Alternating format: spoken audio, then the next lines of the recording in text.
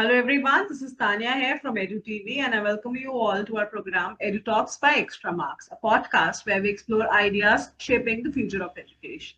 And today we are discussing a very timely topic, teacher empowerment and upskilling, preparing educators for an AI-driven classroom. It's a pleasure to have with us Mrs.Priyanka Bhatkoti, the Director Principal of Anand Niketan International School. Ma'am, we are delighted to have you join with us today and share your insights and experiences on the topic. Welcome, ma'am. Thank Hosting you so today's much, conversation, we have Tanya. Ms. Charnata Kaur from Extra Marks. Thank you, Charnata, for joining us and leading this important discussion. Over to you, please. Thank you. Hi, Priyanka. So, Hi, I'd like to Janita. start with this picture that I want everybody to imagine. Imagine it's an early morning in a regular Indian household, and there's a teacher who's awake early in the morning, not because the school bell has rung, but because she has notebooks to correct, she has lesson plans to finish, and because she has about 3 to 4 messages from parents that are waiting to be answered on WhatsApp. And what I really feel is that such teachers, by the time they reach their classroom, they've finished half their day's work. They've sent their kids to school, packed their lunch boxes, everything. And by the time they reach the school, they're already tired and, half dead over there. And in a scenario like this, imagine somebody told her that from tomorrow onwards, AI is going to help you. The first thing that comes into the teacher's mind is, oh, wow, great.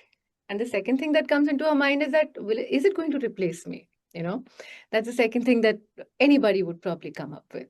So I just want to, start by putting this together that, we're not having a conversation about technology or machine replacing teachers, It's about a conversation where the machines or technology is working for the teacher. It's not against her time, it's for her time. It's not against her energy, it's for her energy. And it's definitely for her role in shaping the students. That is the real purpose of teaching. So let me start by asking you about, what does an AI driven classroom really mean to you? Janita, thank you for setting the context. That's a beautiful analogy that you brought across. And an AI-driven classroom for me would be uh, a kaleidoscope where there's purpose, where there's intention, where there's engagement, and where there are outcomes being achieved and measurable outcomes being achieved without corroding relationships, where there is time to build relationships, where there's time to build the human that is there in every child. Yes, it's not just about the syllabus we've been speaking. And yes, I don't want to appear to be a sage on stage. I want to speak from practicalities first. Because the stronger is the teacher in the classroom, we've seen time and again that class emerges and works from strength. The moment the teacher autonomy or teacher competencies are compromised for whatever reason, we won't get into it, the kind of output or the kind of learning that happens, engagement that happens for students changes. Yes. Now, in an AI driven environment, where it is going to help us big time is that information is available at the same point of time through the right searches. Those information comes in an organized manner for a teacher. Yes. Picking and choosing is our own doing, but just the fact that the resource which is across the world is coming to us at a drop of a button itself is enabling. Now, enablement also has certain boundaries because every classroom will be a unique ecosystem where what is right and what is the right time to practice something will have to be identified by the culture set that is there in every school. So the mundane would get sifted, assessments, a lot of help would come in. And yes, that customization where children are able to learn at their own pace and one size fits all is not the dictum will help tremendously because those students would be on the train and not fall of it, who are somehow not able to achieve the milestones, because a differentiated learning will become very easily practicable. Yes, I know that as we explore AI further, a lot of things will happen, but let me address also a few questions which you left unsaid when you spoke. That yes, there's a teacher who knows that there is technology which is there to help her, but she also has the question mark in her mind that will she be assessed at all points of time because of that technology? And will there come a time where that technology will be replacing her? So, what then? So, look at how the education world has embraced technology. I would not go far, and let's come back to the 2019 to 2022 scenario where technology, which may have been created for corporates to communicate, was embraced in the most uh, challenging of times. We were under lockdown and Yeah. schools onboarded and classes were carried out. Now, whatever digital devices they had, whatever platforms that they could create, even if it was a simple call to ask for the well being of the student and where that student is, was Mm. used. So, Yeah. human intelligence stepped in to create unique solutions which worked in extremely diverse conditions. Yes, success of technology. And who is the master behind that technology? The teacher. True. Yes, it's good synergy. Then Hmm. these platforms were further customized with cybersecurity stepping in with platforms where multiple people could meet, congregate, and do various kinds of work from teaching to shared drives, sharing resources without Mm. interfering into the schedule of any person out there. Yes, at that moment also, there was a question where the technology corporates would be able to replace physical schools. When we've come back into schools, technology is complementing, and nowhere has technology replaced schools because there is a certain need which is found which can only be satisfied in the physical infrastructure of the school. I do know that homeschooling is popular. I do know that many parents and many educational institutions are looking at the fact of, online learning happening at all points of time also. Yes, Mm. but at the same point of time, I am a firm believer in the middle path. Like Gautam Buddha, Madhyam Marg. Extremes don't serve any end. Rather, at times, we make an example for the wrong reasons. Let's tread carefully because in school space, and very specifically, I'm going to talk about school space, we cannot afford to experiment on children. We can carry out pilots and move them on. So when the teacher knows that a lot of her research work, because when I was started my teaching journey, I had to hop over a lot to libraries for content. I had to look into for being then in cyber cafes because I was trying to research on certain things for which books were not available in India. Right. And Yeah. Mm. bandwidth was low, you had to block timings, it was very difficult. And Yeah. now all that is available in my hand with a digital device that I carry. In a second, I am achieving something which used to take me days, if not weeks. Yeah. I find that a big enabler. At the True. same point of time, just because it comes on chat gpt or is there on ai driven tools, we will need to curate because some of the information may not be apt. I'm not saying it's incorrect, may not be apt for usage at that particular time in any organization's timeline of growth. So we will have to be very humanly wise about implementing, and that will create a success story or a disaster. So, Charnita, I think you've got my take on technology. Very well put, very elaborately put. I just have a small example here. I was speaking to some teacher from one of our schools in Ghaziabad, and she said that, earlier I was blindfolded, and now I can see. I can see which student is, she's a maths teacher. So which student has a problem understanding the concept, which student is making calculation errors, and which are the students who are, already into that higher order thinking. I So got everything, yes. that kind of understanding is database. That is something which is already available, within our solution that we have. It's right there. So it's easy for the teacher to then intervene, handhold, and take the kids to the right path, sort of personalize that. And also, you talk about information being available online and instantly, in the palm of our hands, because we all carry mobile phones with 5G networks. Whatever you want, you don't have to go to the library, you have it on the phone. You have something, you search.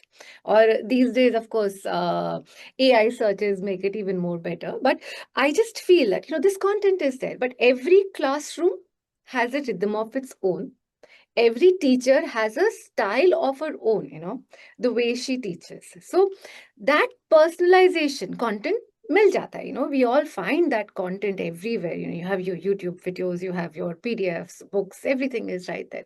But her own style of teaching could be very different. I'll give you a very, I usually give this example a lot, that, you know, a teacher is teaching projectile motion, and of course you find videos on it and everything, but then there is this classroom which is very soccer oriented. So I'd like to teach projectile motion with the backdrop or in context to Football. a football field. Makes sense. How do I do that?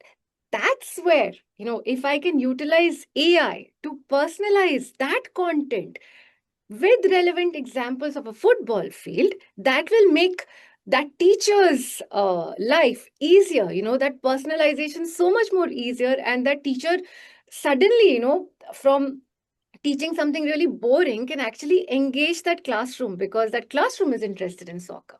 So that is what I feel technology, can enable. That's the power of AI if used correctly and put in properly there.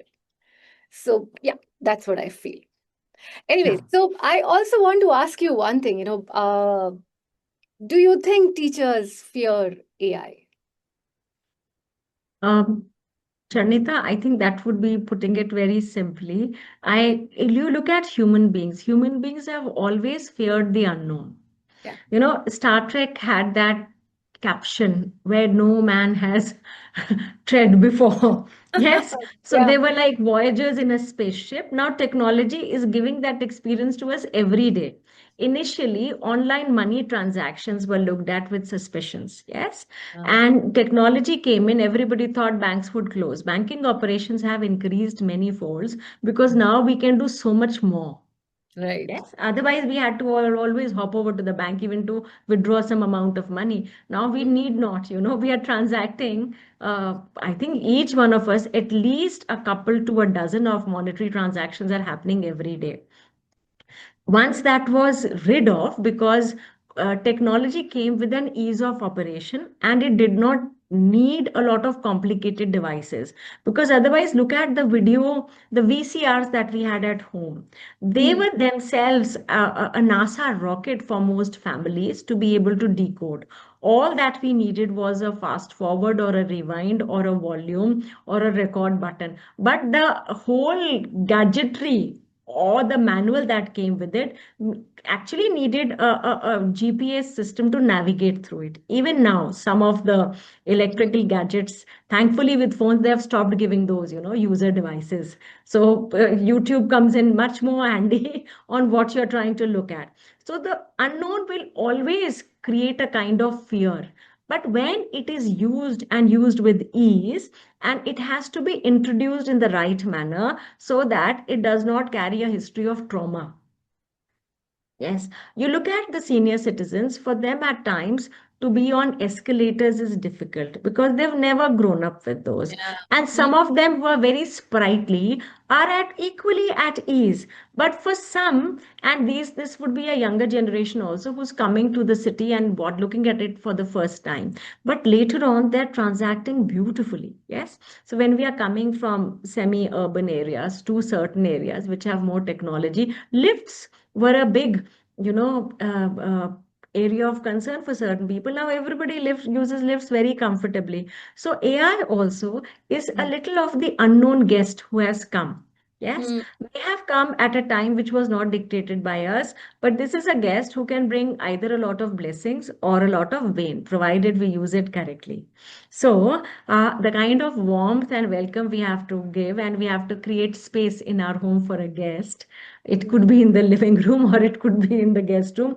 The guest is here to stay, yes, and has already made a place for himself or herself, whichever gender we choose to give to AI in the whole world. So now the acceptance has to come, the accommodation has to come, the adaptation has to come, and that is a walk that we will walk easily. That being said, certain things will remain universal. Will AI replace teachers? Some of the tasks that teachers are doing right now will definitely be taken over by AI, but the human angle will remain. The more things change, the more they tend to come back to the same area. Earlier, it was the age of the joint family, then nuclear family happened. Now, joint families are being welcomed because people realize the huge strength that remains in the joint family system. Yes. So, I think we will all walk our unique journeys here, and each one will have to have AI as a friend with boundaries so it doesn't turn into a threat. True. That's so true. Having that boundary there so it doesn't turn into a threat. I like that. But, I just feel that with AI helping teachers free time, lesson generation, lesson planning, correcting answer sheets now with us is completely AI enabled. And I actually heard a teacher say that, if you are generating content for me, you are correcting papers for me, what am I going to do? That was a question that she asked me up front on my face. And I was like, look, you have so much more time to give to your students now. You can mentor them, make them better human beings, develop their social skills, their communication skills that AI cannot do for them, give them that human touch. That is where a teacher's role now becomes so much more stronger. So I just feel that ease out is just going to enable the teachers so much, give them so much more time. Imagine 40 answer sheets being corrected in less than half an hour. That's not something that we've seen earlier, and with remarks and with beautiful reports. That's what our system does, by the way.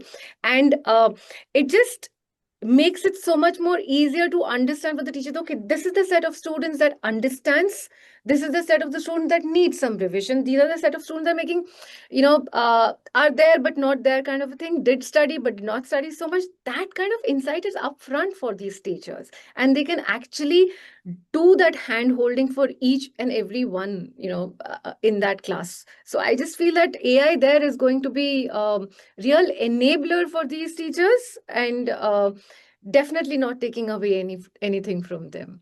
So this It's just that, I just, sorry, you're saying something. yeah, I just wanted to say Mm. that look, when any invention came, there was a period where it was looked at with a lot of questions and insecurity. But as long as the value towards humankind was there, it sustained, it grew, it was adopted. But if it was a threat, then over a period of time, it would not find as many users. So the percolation would be different. Mm. But definitely, AI is something which is here to stay. And the sooner we make our peace and onboard it, the faster we will be in, living or keeping up with the times because the children are already there. So that choice no longer remains. If the children are there in a space, the teacher, the parents would have to be there. So it continues to be a safe space. That's so true. One of the teachers actually said that my kids can actually search for answers faster than I can write on the board. So that's what is happening these days. So tell me, what is the role that as a school, or the administration of a school can actually have in enabling teachers to adopt AI sooner? Because I do see a lot of them having some resistance, and not really resistance but a discomfort because it's new. So what are the possible steps that probably schools can take to handhold these? One is capacity building programs, the do's and don'ts. Mm, Ground rules have to be laid out. And that has to be every organization making their own choices on what mm, is acceptable and what is a non-negotiable and what cannot ever be done. mm, Yes, so those will have to be looked into. Our older practices, we will have to look into which are compatible ones and which are not compatible. The processes would have to be relooked into. Yes, spaces are going to change, and the planning and the structure of schools, how we have been operating them, will move more towards our Gurukul structure. Like I said, no, the more mm. things change, the more they remain the same because we are going to focus on some core elements of learning and the rest of the time which is freed not just for the teacher but for the student as well Mm, out there is going to be used differently. Yes, so it would be used maybe for skilling, maybe for developing entrepreneurial skills, depending on the context of the stakeholders involved. mm. Also, geographical locations would matter. What can be accomplished and what can't be accomplished. And yes, definitely financial literacy, social entrepreneurship, these are things that will have to be worked out better because the next big wave that's going to come is with respect to how you can monetize ethically. So, ethics Will become and clear. human relationships will again start to figure very in a major manner in all practices and not just practices but the purpose and the Mm. outcome of education. So true, so true. Now that people talk about AI, we are losing human touch because of AI. And but I just feel that the more this happens, the more we will transcend eventually towards getting back that human touch. So that's something that I very strongly believe in myself as well.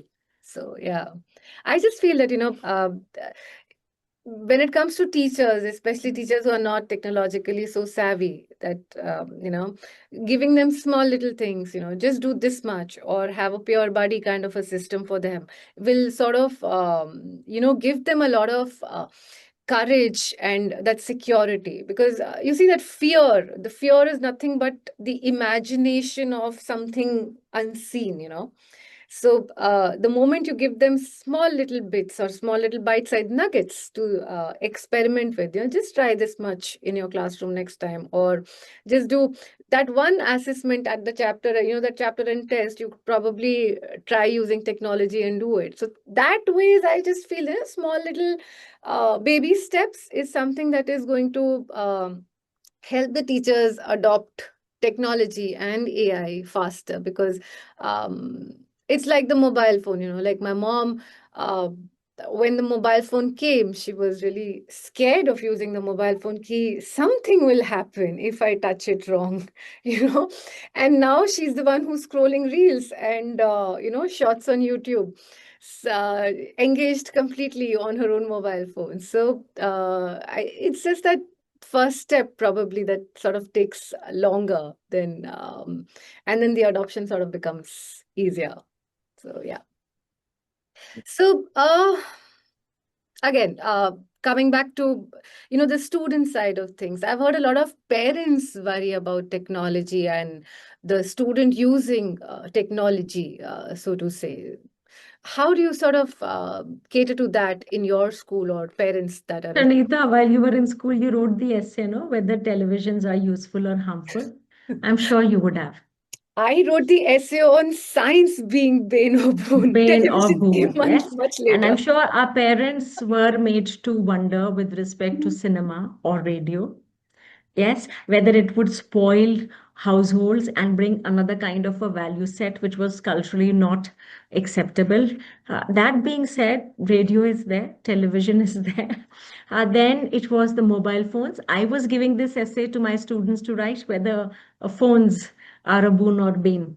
Hmm. Yes, that part again, it depends on how we use technology and the ease with which now technology is being provided. It does not need a rocket scientist to be able to use it. These devices have You been don't made need very coding. You just comfortable. have to know how to use the tools. And Yeah. Hmm. The other part is safety features are being inbuilt, which are also a good thing. Here, even for platforms, those are being configured. So I like to believe, and I know for sure that we are living in the best of times. Hmm. Yes. And tomorrow, the configuration, or it may, instead of AI, it might be synthetic intelligence that we're talking about. Uh, Again, I would still believe that we're living in the best of time because I believe in human ingenuity. At the end of the day, human beings have a manner and a way to bring corrections on their own. And that is where human intelligence will always be relevant. True. And yes, with changing times, we will change. Our students are already there. The children are very tech savvy. They have been born into technology and they are very, very natural with technology. It is not an artificial bridge that has to be built. And if they are there, we need to be there. So true. So true. I'd give you an Yes. example. My household help, her daughter is in 11th standard now. And the other day, she was sitting on her mobile phone. She had a books right next to her. And I was like, what are you doing? She said, I'm, using ChatGPT to answer my homework. And I was like, the reach is really deep and very fast in India. That's one thing for sure. I see adoption of AI tools across the spectrum. And sometimes I do worry because, kids do not have the sensibility of knowing what is right and what is wrong. Forget chat gpt giving wrong answers. That's something that's okay, I mean, that we can live with, but to academic questions, of course. But chat gpt guiding students into doing something wrong, or giving information that is going to take their thoughts into a different on a different road, that worries me a little. And I just feel that ensuring that students are using AI tools built specifically for their age group or specifically for academic reasons is extremely important, because it's only then that we can actually be assured that at least there are some guardrails. And even if my child wants to ask something which is outside the curriculum, the AI is not going to respond. If I talk about Chat GPT, ask it, anything it's going to give me. Any of these open Gemini, Chat GPT, any of those guys will give you answers to anything on earth. But when it comes to academic specific tools, such as extra marks, of course, you can actually get the exact and ensure that it is curriculum based answers only. It'll refuse to answer anything which is beyond curriculum. So somewhere that I feel is extremely important, because that sort of gives parents that peace of mind that, okay, if my child is using this technology or this tool, at least I'm worry free. It's not going to give my child steps to commit murder or steal things, and those kind of things. See, So Chandita, ethics will become are going to be the compass that will lead communities to achieve the purpose of the human life, so to speak. Yes, and definitely, what you are speaking is equally true of substance abuse, or is mm, equally true of company and what kind of behaviors that we are engaging in. mm, Uh, Human beings have been very, very predictable mm, down history. mm, If there is success, there's failure. If there is, mm, rejoicement, there's jealousy. mm, So the good and the bad, the positive and the negative, they're both sides of a coin, so to speak. Now, boundaries would definitely have to be set in, and this is where the family and the school will have to work together hand in hand. Yes, and like I said, encryptions would also come in to actually take care of children at certain points of time. Because if you look into just 100 years back, what safety was there for women and children? mm. A lot of things happened which would not have been recorded, and it's a different interpretation of history which would have been given depending on who held the power. Right. Yes.